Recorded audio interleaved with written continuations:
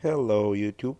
Gonna try to share some news with you. I got some panels, a bunch of them, for different models of units. This one most likely is no longer available, brand new, so I have a very nice piece. This is for Thermador oven, and usually the sole letters are gone after a while. This one is in the great conditions, just in case anybody needs it.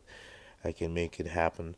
You can call us. We are, for example, this panel from Maytag, just in case anybody recognize it, or this panel from GE Monogram, in a good condition, just in case someone needs it. And I have a bunch of stuff, a lot more panels for thermadors, for other appliances, and a lot of them are not longer available because one of my technicians got retired, so I got stock from him.